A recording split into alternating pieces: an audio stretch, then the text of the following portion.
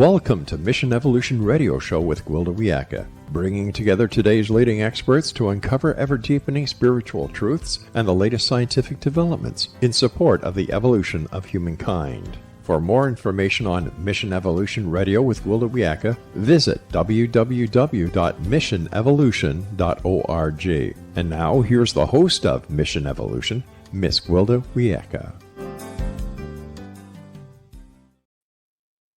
Quantum physics is a topic we often hear about. But do we really understand it? What if quantum physics is a science that also serves as a connection between the physical and the spiritual realms? Mission Evolution Radio TV show is coming to you around the world on the X Zone Broadcast Network, xzbn.net. With us this hour to explore quantum physics is a spiritual treasure, is Paul Levy. Paul is a pioneer in the field of spiritual emergence. In his private practice, Paul assists others who are also awakening to the dreamlike nature of reality. He has written 6 books. His latest book is a new and expanded version of The Quantum Revelation, Awakening to the Dreamlike Nature of Reality. Levy is the founder of Awakening in the Dream Community and has been a Tibetan Buddhist practitioner for 40 years. His website, awakeninthedream.com. Paul, thanks for joining us on Mission Evolution. Yeah, no, I'm so happy to be invited. Thank you, really. Well, it's wonderful having you back on the show. We always have such fun. Now, Paul, I understand that you're not a physicist. So how did you become interested in the topic of quantum physics? Yeah, no, I'm totally not a physicist. And basically, over 40 years ago, I had a quantum shift in my life where all of a sudden I was inhabiting this universe that simulated the previous universe I'd grown up in, but couldn't be more different. Particularly in the realm of the possible had expanded to unimaginable degrees. So I was having this profound awakening to the dreamlike nature is what I would call it. And it was very unsettling. And as I began to integrate my experience, and then I became familiar with quantum physics, I began to realize, oh my God, quantum physicists are describing and mapping the very universe that I had found myself inhabiting. And so that really, really helped me because everybody was telling me I was crazy and all that. And I knew I wasn't. So it really helped me to contextualize my experience when I came across quantum physics. So what would you describe what a quantum shift is that you're talking about here? Yeah, well, in quantum physics, they talk about having, quantum leaps or quantum jumps or quantum shifts, where all of a sudden I had, just as an ordinary person who had been programmed and conditioned by our society and had assumed certain things were true, and in particular, the idea of that this universe existed objectively separate from myself. That was just an unquestioned assumption. And all of a sudden, something happened. I got hit by a bolt of lightning inside of my brain, not from the sky. And I began to recognize the dreamlike nature of reality, that we were interconnected and interdependent, that I didn't exist as a separate self, that other people weren't separate, that we were all part of one whole seamlessly interconnected quantum system. And so that's what I mean when I said I had a quantum jump, in that all of a sudden it looked just like the previous universe, but it couldn't have been more different because I had seen through the imagination, that I existed as a separate self, which I don't. There's none of us who do. And that I saw through the illusion that this universe existed objectively and separate from myself. Because what quantum physics in essence had discovered and proven is that the act of observing this universe actually influences the universe observed.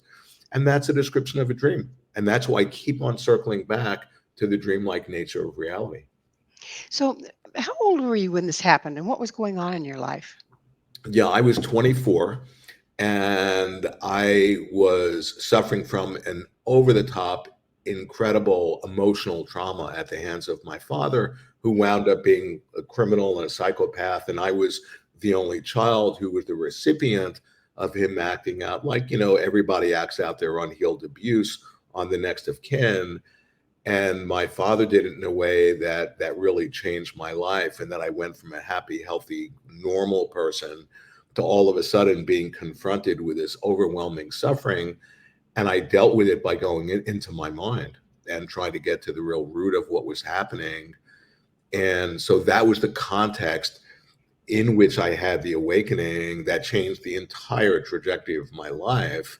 And it's given me the authority to write my books, type of thing, you know? So, in indigenous cultures, in order to be a shaman or a medicine person, there's these really horrible, if you will, initiations people go through, being buried in the sand up to here and left Yeah, overnight. yeah. It goes on and on and on, but it is a form of shattering. And that opens them to a reality that most people aren't aware of. Was it similar to that? Yeah, exactly. I mean, I was totally shattered. I was, over the top, suffering from trauma. And, when I had no idea about shamanism, and the shaman is the wounded healer, is the creative artist, is the storyteller. And so I had no idea about any of that. And all of a sudden, at a certain point, something happened based on this incredible trauma and suffering. And over the course of time, I began to understand it was like I had gotten enlisted into a deeper shamanic initiatory process. And I should just point out, you have to be absolutely insane to choose to become a shaman, because you have no idea. It's unimaginable the suffering that's involved. And what I had to go through, and what I still go through, as far as integrating what I had realized, or what I'm realizing, and what I had encountered, particularly the evil and the dark side of reality. And but the shaman typically is somebody who gets called by the spirit, and that's really what happened to me. So it was kind of an initiatory thing for you, wasn't it? Oh, totally. No, it was totally initiatory. And I'm pointing out that, the shamanic archetype is the major archetype that's activated in the collective unconscious of our species, that we're all being called to be the shaman, or to become our own shaman, or to become the shaman of the planet. And like I'm saying, the shaman is the wounded healer. So, and that archetype is the primary archetype that's activated in the unconscious, in that we all are wounded by life. We're all, like, shattered or traumatized. And yet how we carry that, we either identify ourselves as being wounded, in which case we then need somebody else to play the shaman, or we can carry that wound in a way where it becomes a portal to access our creative gifts. So And that's our shattering becomes the cracks through which the light can shine. exactly like Leonard Cohen, sings about. And that's exactly right. And that's why I'm continually talking about that the real medicine for what ails our species is to access the creative spirit within us. So, where do you get your information about quantum physics at this point? I mean, we've been talking about the esoteric nature of it, but as far as the mainstream information about quantum physics, where do you find that? Yeah, yeah, yeah. Well, I'm a nerd, in that I like to study and read books. So, I've read every book I can get my hands on for years on quantum physics. But then it was like I was having my own subjective experience of the quantum nature of reality, of the dreamlike nature of reality, because quantum physics, you see, there's not any controversy at all. It's the greatest discovery ever in the history of our world in the realm of science. That there's no debate about. The controversy is, what does it mean? It's a real Okay. game changer anyway, isn't it? Oh, yeah, yeah. I mean, even Einstein, who is one of the founding fathers, who could never embrace fully what it was revealing, because he was still attached to that there was an objective world outside of ourselves. That was the whole fundamental, like, springboard of science.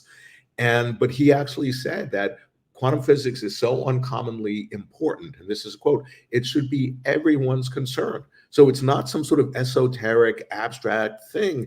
No, it absolutely interfaces with our day-to-day lives and with who we are.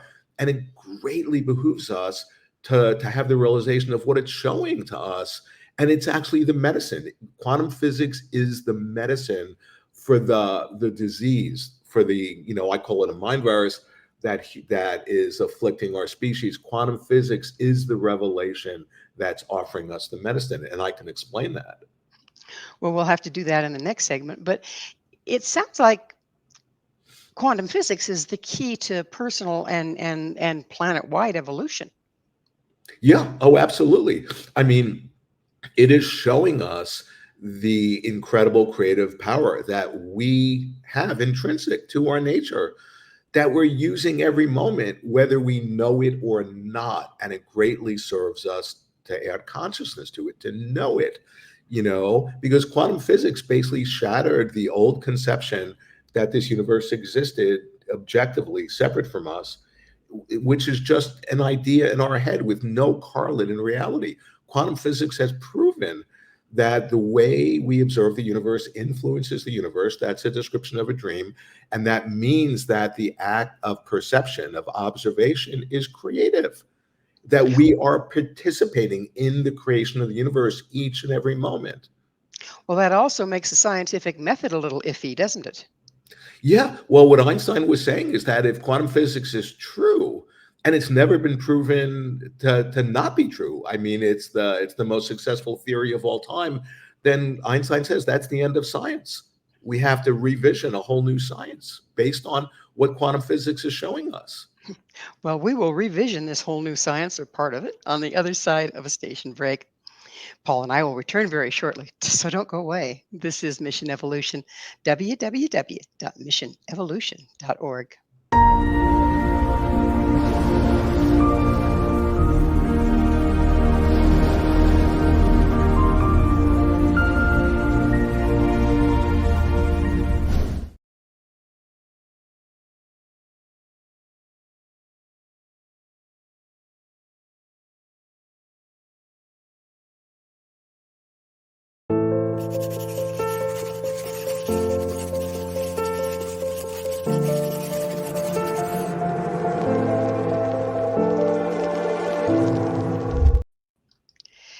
Can quantum physics offer a cure for madness? With us this hour discussing quantum physics and the evolution is Paul Levy. Paul is the author of The Quantum Revolution, Awakening to the Dreamlike Nature of Reality. Paul, again, sorry, I think it's Levy instead of Levy. I always do that to Yeah, you. that's So okay. sorry. Um, if we're living in a reality that is actually inaccurate, what does that do to everything that we think we know? Yeah, well, it puts into question, like the quantum physicists, the founding fathers, when they realized what they were tapping into when they discovered the quantum, it was like the rug had gotten pulled out from under them. They had no place to stand, and it really brought into question, like, who am I? Because quantum physics, by proving empirically again and again, it's a nonsensical idea that the world exists objectively separate from us. There's another half of that realization, and that is what happens to me as a subject if there's no objective world. Well, I, as a subject, I need an object to be in relationship to in order to be a subject. If there's no object, then who am I? So those two imaginations, the imagination of an objective world, which doesn't exist, and the imagination that I exist as a separate self, which doesn't exist, they in a way reciprocally reinforce each other. When you see through that illusion, it floods light on the question of, wait a second, who am I? And that's where quantum physics has promoted itself to be a spiritual path. It's also would indicate to me that it's time that the buck stops here. When we're seeing things as separate, we don't have to take responsibility for our part in creating them. But now, from what you're saying, if quantum physics indeed is telling us that we are all part of the whole and everything we think, do, or say impacts that whole, all of a sudden responsibility takes on a whole new level, doesn't it? Yeah, yeah, yeah. No, there's no one else to blame. We are, participating in the evocation and the conjuration and the creation of our universe each and every moment. We ourselves, by the way we interpret the ink blot of the universe and place meaning on our experience, we are creating our experience of ourselves and of the world. There's no one else doing that to us. We are doing that. And that really puts a great responsibility on us. So, what Where does that put us with group agreement? Because in the past, we've had agreement that this little limited reality that we're subject to was the reality. And now this is being blown wide open. So, where does that put group agreement?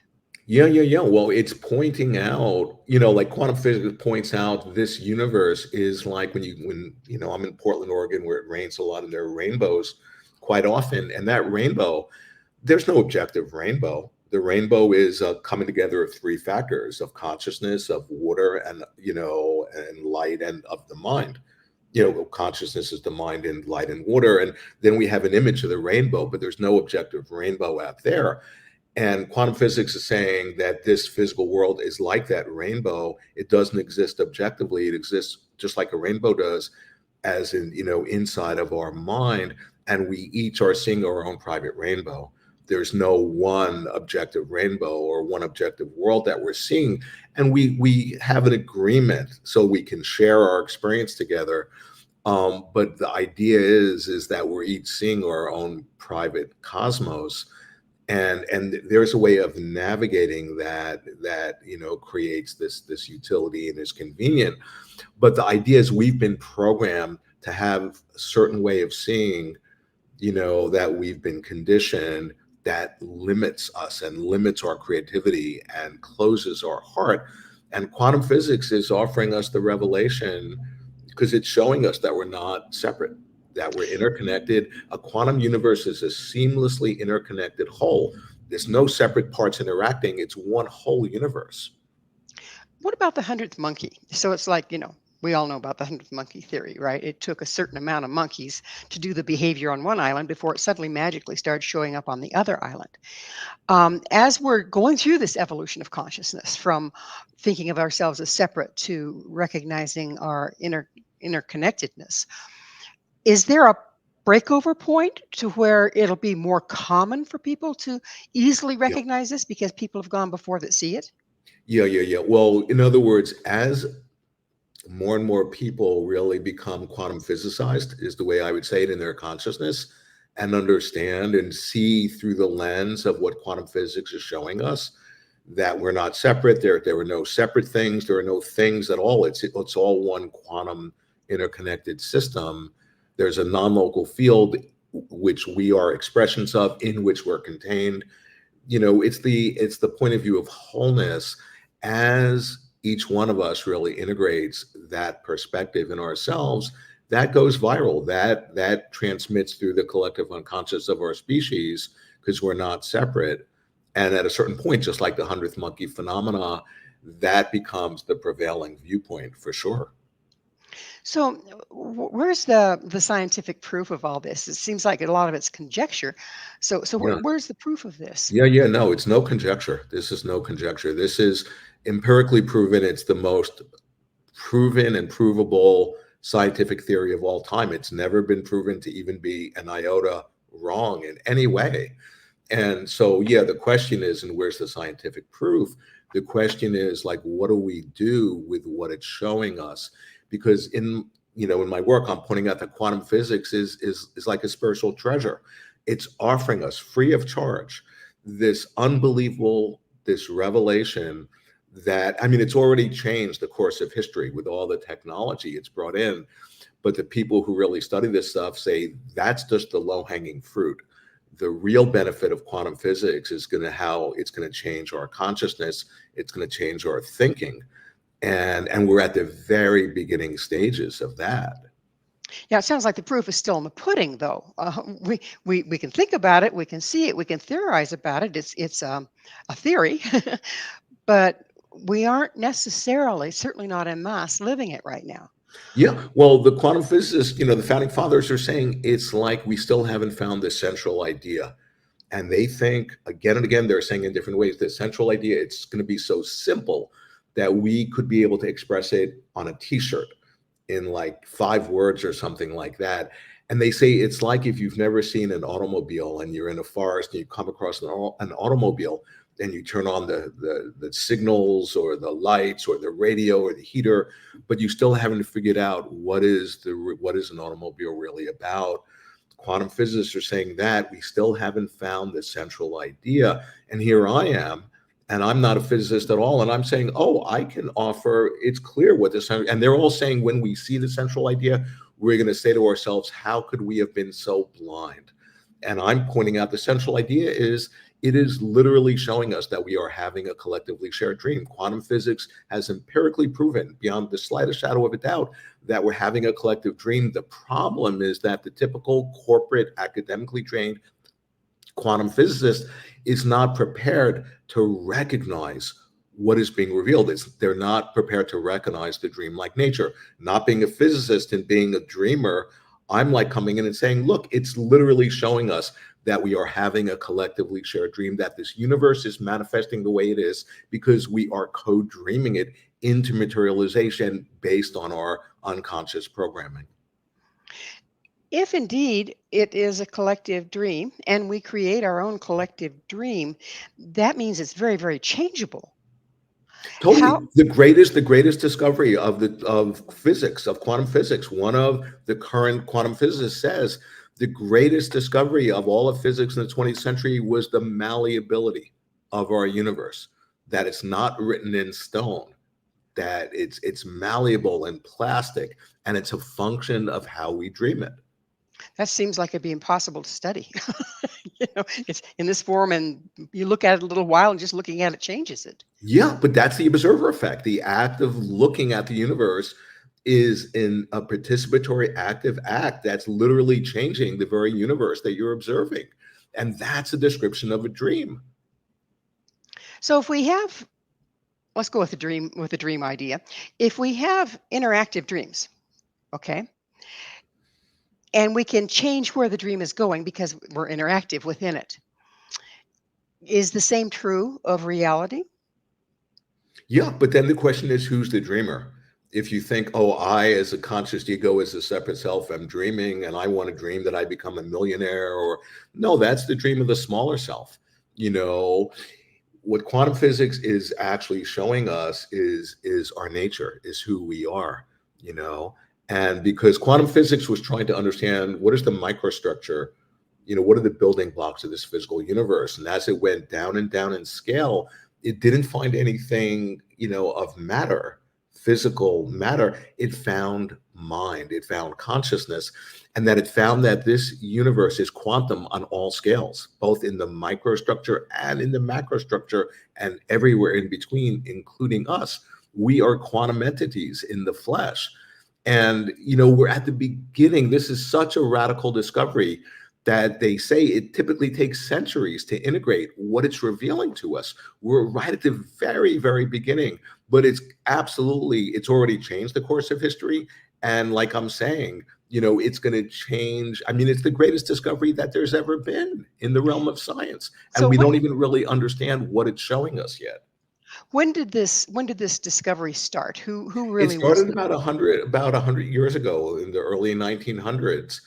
And there was a generation of these genius physicists who were all like plugging into it, and and I'm pointing out that the discovery of quantum physics is a spiritual treasure that we dreamed into our world and into our minds to potentially help us to awaken to our nature, to potentially make us conscious of our creative agency and power in a way that can help us to avert the incredible myriad catastrophes that we are conjuring up. Well, Quantum physics is freely offering us the medicine. we're going to have to conjure on the other side of a station break.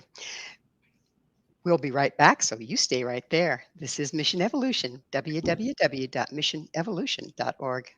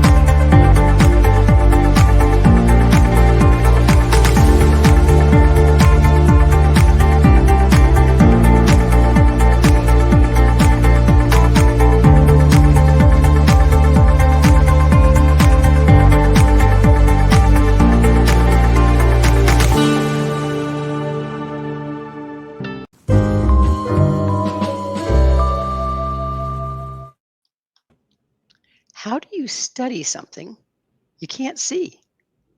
This is Mission Evolution, missionevolution.org. With us discussing the esoteric nature of quantum physics is Paul Levy. His website, awakeninthedream.com. Paul, you said that the quantum level is unseen. It's esoteric. It's spiritual, if you will. So how can we study it if we can't see it? Yeah.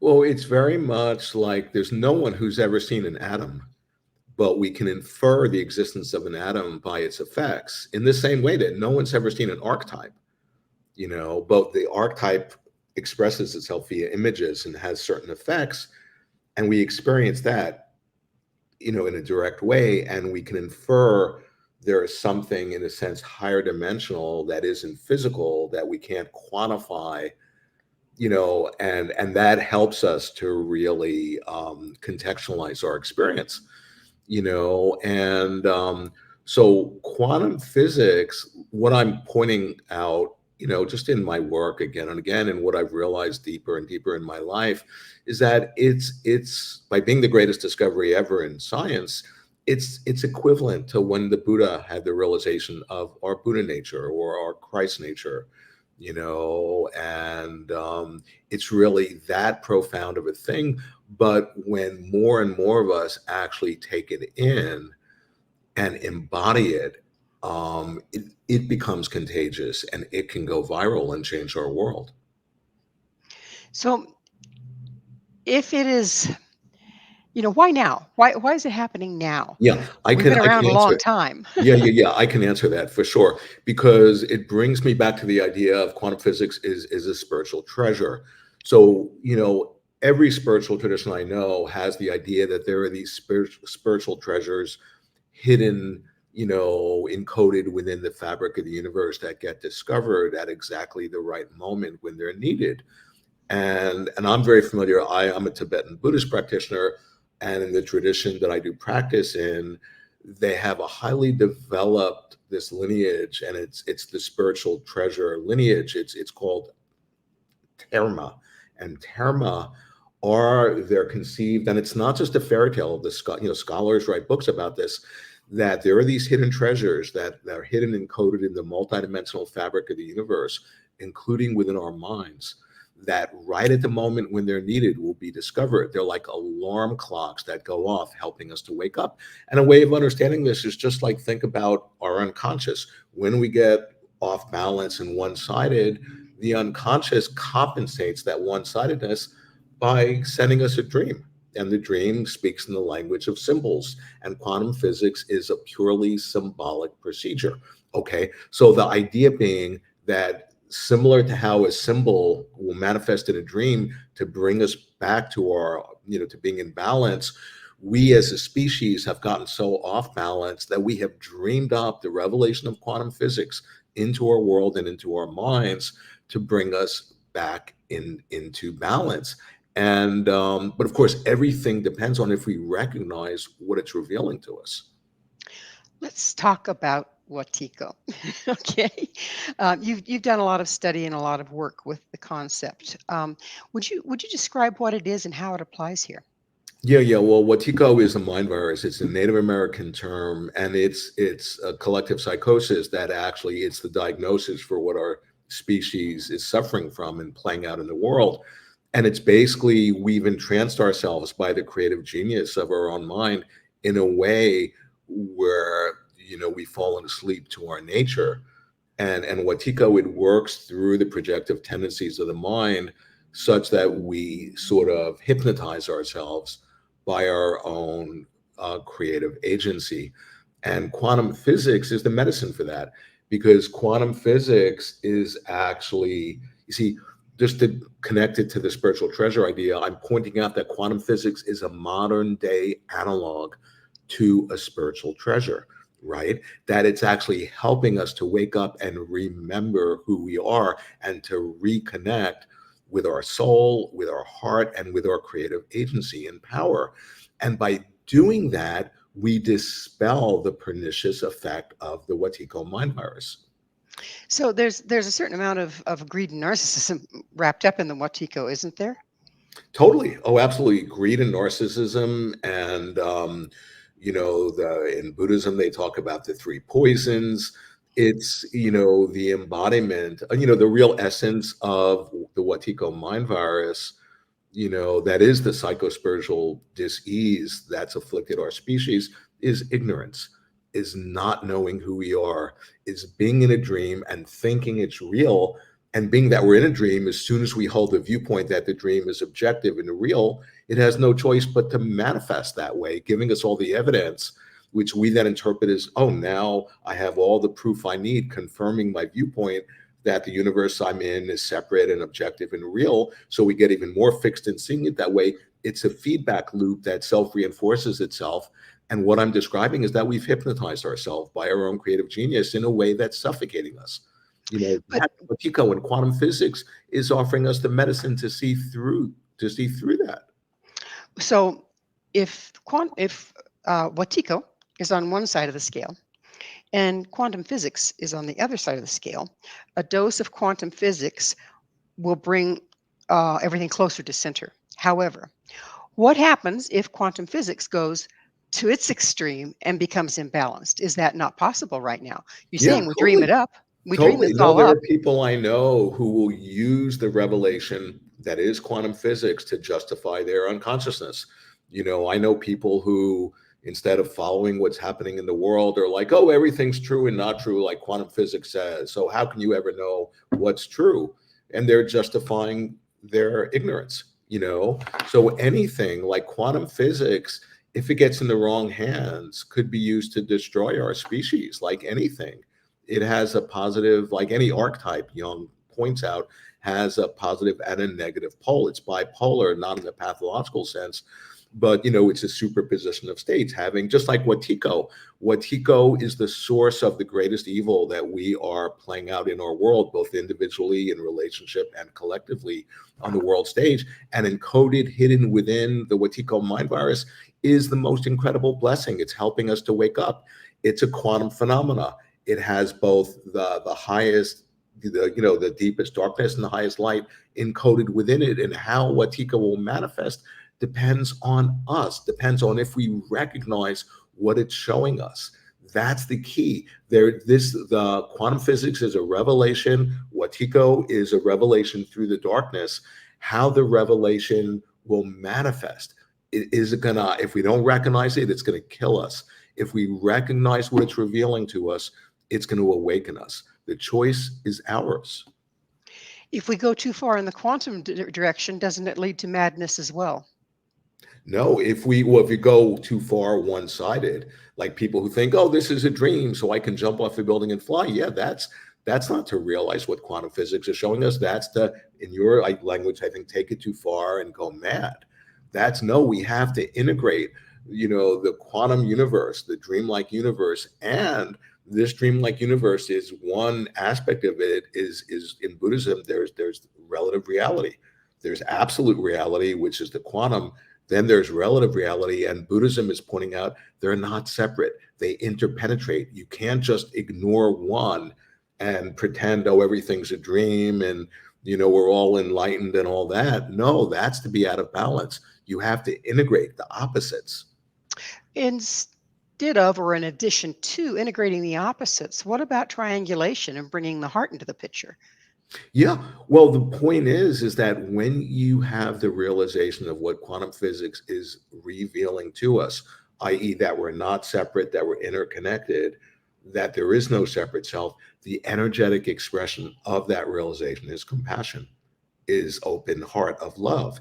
In Buddhism, it's called the precious bodhicitta. His Holiness Dalai Lama calls it the good heart. And that's, think about what's playing out in our world. So many people are just becoming numb and zombified or automatons, and they're disconnected from their soul, they're disconnected from their heart. But to have an open heart, to cultivate awareness, in indigenous cultures talk about, that's to be this human being. Like, that's to really accomplish, to actualize being a human being. And a human being, our nature is love, is compassion, and quantum physics can actually help us to realize that. But if we go back to where we started this whole discussion, that the trauma and the pain and the damage of this world shuts down our hearts. So, so doesn't that give the wetiko a nice rich loam to grow in? Yeah, no, absolutely, totally. That's the fertile soil for Wetiko to take root in. But that trauma is a quantum phenomena because the pathology of trauma is the repetition compulsion. That is what makes trauma like an illness. Is that by the way of trying to heal the trauma, we recreate the very trauma we're trying to heal from in an infinitely self-perpetuating feedback loop. The Kind point of like is, you get stuck in the story kind of thing. yeah, you can get stuck in the story and it becomes tragic. But the point is, encoded in that compulsion to repeat the trauma, we are actually trying to consciously experience something that we weren't able to experience in the moment of trauma because it was so overwhelming that we split. We disassociated, and that is the pathology of trauma. But what I'm pointing out is that encoded in that, in the repetition compulsion, is the medicine. We're actually trying to consciously experience ourselves in a way we weren't able to in the moment of trauma. And that's the, in a way, that's the remembering, the retrieving of our soul, the integration, the connecting with our nature, with our whole nature. Well, it's again time for another station break. Please stay with us as Paul and I continue to explore the many mysteries of quantum physics. This is Mission Evolution, www.missionevolution.org, and we're coming to you on the X Zone Broadcast Network, xzbn.net.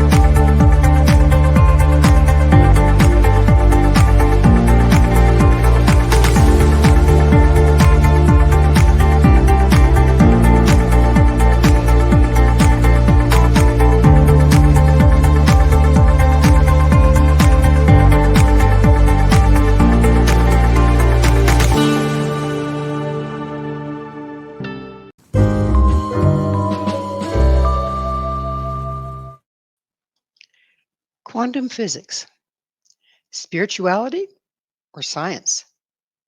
This is Mission Evolution, missionevolution.org. We're continuing our discussion with Paul Levy. His website, awakeninthedream.com. Paul, as we've been speaking, it occurs to me that quantum physics is a major threat to science simply because the existence of that kind of unity and our influence on the things that we're observing or believing in, it takes a scientific theory and throws it out the window. So how is that going to mesh? We want to prove things, and yet we're disproving the very thing that we've been using to prove them. Where do we get there? Where do we go from here? Yeah. Well, I mean, quantum physics, has proven that the universe that we've been studying before quantum physics came on the scene didn't even exist, that there was no such thing. That was why it was like an incredible trauma. I actually coined an acronym, QPIT, quantum physics induced trauma, that the founding fathers were so shocked by what they had realized. They were literally saying, I wish I had never gone into physics, type of thing. And, Well, when your whole reality crumbles out from underneath you because you've been seeking the truth, that can be pretty shocking, can't it? yeah, yeah, yeah. But I point out that it's actually the best news, like a modern day quantum physicist, Christopher Fuchs, calls quantum physics. He goes, quantum physics makes life worth living. And another quantum physicist I know says, when I get depressed, I have two go-tos. I listen to Beethoven and I study quantum physics, in that it's so unbelievably inspiring. Because if I could just point out that what they discovered, the elementary particles, the very substance of what this physical world is made, they call them elementary particles, is one name for it. And they realized they don't exist as any stuff and any, matter, but they exist in a state of potentiality in any and every way they could ever exist. They exist up until the moment that we observe these elementary particles, and then they actualize into one specific manifestation, and all the other possibilities they vaporize into parallel worlds, and then that very process happens again the next nanosecond. And the point is, and this isn't me, this is the most hardcore of the, scientists are saying this. They say the point is that even if something is highly ridiculously improbable, it could happen this very next moment. And what that means is so profound, because the idea that our species could actually awaken in this very moment, quantum physics is saying that's within the realm of the possible. And if you're not envisioning that, then I would say you're actually part of the problem. So, what changes will a widespread understanding of quantum physics bring to our culture? How would that change the culture? Is that what you're Hmm. asking? Hmm. Yeah, yeah, yeah. Well, it would, on the one hand, it's already changed the culture just, technologically wise, but it would actually, the whole key is not to get new facts, but to have the new ways of thinking about the facts that we're discovering. So that's really a very interesting question of, imagine how, when enough of us in our world actually become awake to the quantum nature of our universe, how would that change things? And I would say, well, I imagine we would be discovering that we're not separate, that we depend on each other for our well-being. So we actually, in a sense, get in phase with each other through the heart of love. And actually, instead of focusing, outside of ourselves, or focusing on the dark, which in some way feeds it. Yeah, it's important to see, the shadow that's playing out in our world. But then we discover, as sovereign beings, we can actually focus on creating the world we want to live in, because we've tapped into our creative agency. And when enough of us are able to do that and plug in and get in phase and in sync with each other, we can change the waking dream we're having, that's not woo woo. That's not new age magical thinking. That's actually what all of this is about. And what that means is that quantum physics is inviting us to consciously step into participating in our own evolution. Well, I like that part. It's that time, Paul, in the show, and I get to ask you, what's your mission? Yeah. Well, my mission, I feel like I've been gifted this revelation, and it's been over 40 years, and I'm still integrating what was shown to me, because stuff began happening in my life that was physically impossible, or so I thought. Stuff that only could happen in dreams. And of course, I was telling people because I was so excited, and they all thought I was crazy. But as I've more and more integrated, I become more skillful in how to transmit what has been shown to me. And so my mission is to try to, in a way, turn other people on to our intrinsic creative genius and power for creating our experience of the world and ourselves. That is really my mission. That's certainly a worthy one, particularly given our times. Right now, we're looking at quantum physics as the greatest revelation, okay, that we know. But things continue to evolve. What do you suppose will be next? Yeah. Well, as quantum physics gets more integrated into our minds, and it becomes more and more like the typical way of seeing things, instead of like the Newtonian way, which, it's really like our species has fallen under a spell. I mean, that's a way. And these quantum physicists they're talking about, they use language like, like spells and fairy tales and becoming like, it's exactly the language they're using. So what I imagine is what comes next as our species, as it breaks out of the spell, then we can funnel our creative genius instead of investing in creating more powerful these weapons of how to kill each other. We can invest our resources in creating true culture that supports all of our highest unfoldment. And quantum physics can actually help us to do that in ways that are unimaginable. I can't help but sit here as we're having this discussion and think, we're so far away from that. I mean, it's like it's such a quantum jump, if you will, from the reality that we've all been enmeshed in to this new one being offered, if what you're saying is in fact true, by the quantum revolution, if you will. How are we going to, and how long do you think it'll take before? I mean, everything we do is based on this illusion, if you will. How can we step out of the illusion, and how long will it take? Yeah. Well, the fact is, it can be this very moment. It can be, in his work, Jung talks about the individual is the carrier of life, that any one individual having realization of the quantum could be the very energy that changes the entire non-local field and the collective unconscious of our species. And I would say it really serves us to imagine in that way. So yeah, I get things are really dark and and all that. And it seems like, oh my God, for the rest of our lives, for centuries, we'll be going through this. That's one quantum possibility. But another quantum possibility is in this moment, any one of our viewers or our listeners having the realization of what we're talking about could change everything. There's a shattering involved. How long did it take you to get over the shattering, or have you even gotten over it? Yeah, no, I'm still a work in process. I mean, I was so completely shattered, both by the abuse and the evil that came through and that, deeply just traumatized me.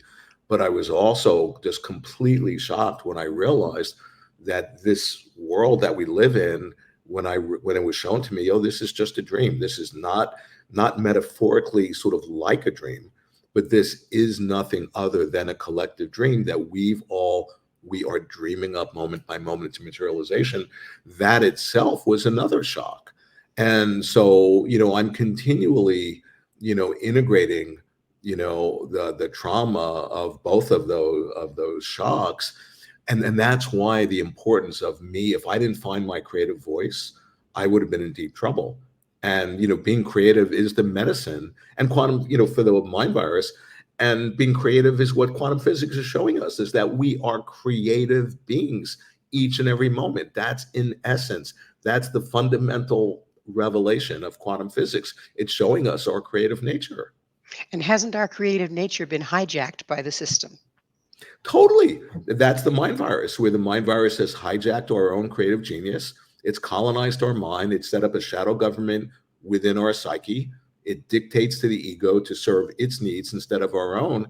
And that's the mind virus. And that's why I'm continually pointing out that when you understand quantum physics as a revelation and you take in what it's showing you, it dispels all those negative effects of the mind virus and connects us with our nature, because it's such a cliche. Oh, to connect with your nature. Well, what is your true nature?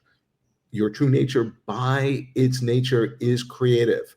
And so when you realize your nature, you embody and express yourself creatively. And the more you do that, the deeper you realize your nature in a positive feedback loop that creates light upon light. Well, unfortunately, Paul, time flies and we're out of it. But thank you so much for joining us on the show again. Oh, it's my honor. Really, thank you so much for the invite. Our guest this hour has been Paul Levy. Paul has written 6 books, his latest, a new and expanded version of the Quantum Revelation, Awakening to the Dreamlike Nature of Reality. To find out more about Paul, where you can get his books and all he has to offer, visit his website, awakeninthedream.com. This has been Mission Evolution with Gwilda Wiyaka. For more information or to enjoy our past archived episodes, visit www.missionevolution.org. But please be sure to join me right here next time. This mission will continue. bringing information, resources, and support to our rapidly evolving world.